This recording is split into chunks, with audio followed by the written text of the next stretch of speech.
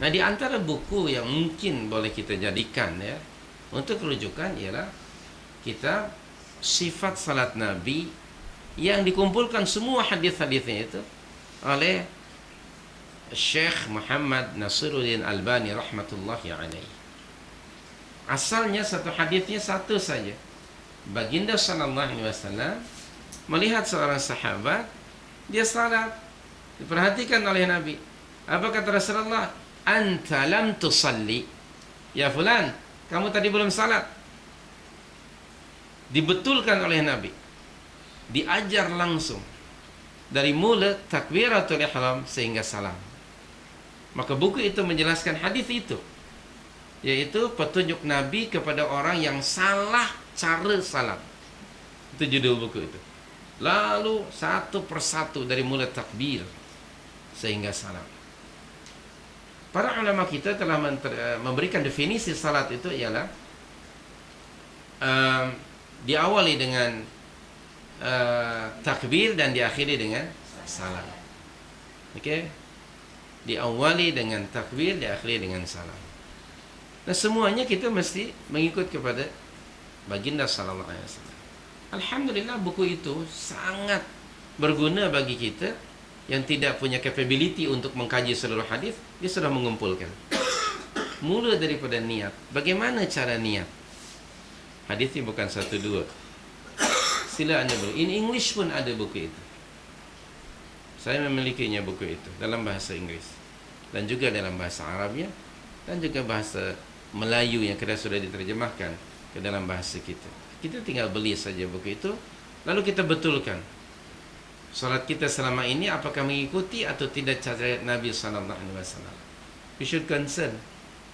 Kerana ibadah sesuatu yang bersifat tauqifiyah, benda yang hanya ditetapkan berasaskan syariat. Dia tidak boleh siapapun juga yang interfere dalam urusan ibadah. Allah mengutus Muhammad sallallahu alaihi wasallam di antaranya ialah untuk membimbing kita how to worship Allah. Nah, dalam salat sangat penting. Dan Nabi mengajarkan kepada para sahabat begitu teliti satu persatu sehingga baginda menyatakan sallu kama ra'aitumuni usalli. Tentang niat anda rujuk keterangan hadis nombor pertama kumpulan hadis 40 Nawawi. Ada sesiapa yang punya buku itu nanti rujuk.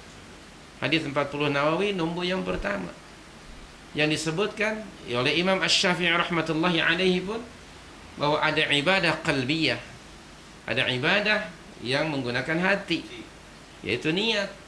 Kata Imam Nawawi, ulama besar pengikut mazhab Imam Syafi'i, dia kata niat ialah amalun qalbiyun, amalan hati.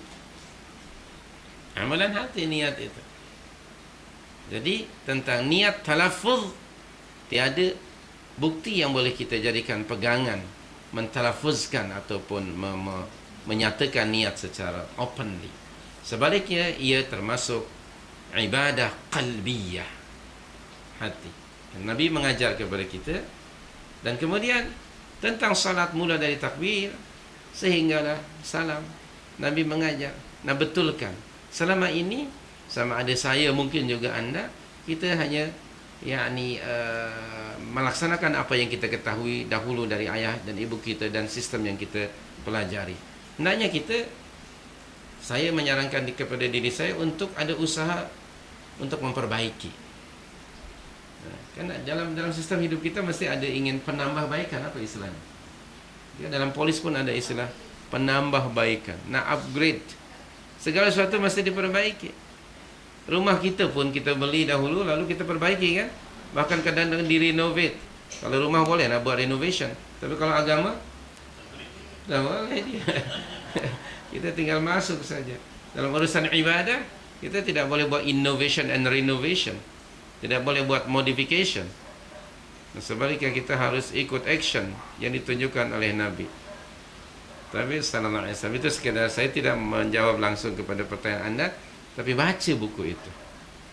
Dan ada satu buku yang dikarang oleh Syekh Abu Bakar Jabir Al-Jazairi hafizahullah. Judul bukunya tentang sirah nabawiyah, yaitu Al-Habib Ya Muhib, tentang sirah Nabi. Tapi di hujung buku tersebut beliau ada satu topik bagi saya menarik, yaitu hak-hak Nabi ke atas umatnya dan kewajiban umat ke atas Rasul. Di antaranya apa? Ittiba'uhu, mengikutinya, mengikuti petunjuknya. Nah, itu termasuk tadi di dalam salat, bagaimana Nabi itu salat. Jadi yang lama itu bukan berarti salah, tetapi perlu diperbaiki. Karena kita yang lama pun we never ask. Itu yang kita diajarkan oleh orang tua kita. Misalnya dalam salat ya, kita selalu mengucapkan usalli, usalli, betul tak? Dalam bahasa Arab. Lepas itu saya diajarkan terjemahkan ke dalam bahasa Sunda atau bahasa Jawa. Okey. Kemudian lepas itu dikombinkan niat itu dalam hati dengan lafaz takbir. Bukan begitu? Maka saya pernah niat lafzul jalalah lebih 6 harakat. Allah. Kerana pada waktu yang sama saya menterjemahkan. Betul tak? Di dalam hati saya atau aku salat maghrib 3 rakaat mengikut imam fardu kerana Allah. Sampai sempit dan sehingga semput kadang-kadang. Kerana nak menterjemahkan itu. I've been taught with my parents macam itu. Okay? Sehingga susah gitu. That is why dahulu saya kalau nak niat selalu jerking. Sampai berkali-kali. Susah betul nak niat. Kerana memang saya diajar 3 in 1. Bahasa Arab, usalli. Bahasa Sunda terjemahannya. Dan dikombinasikan dengan takbir. Tidak ada orang yang mampu melakukannya kecuali saya. Bangsa saya.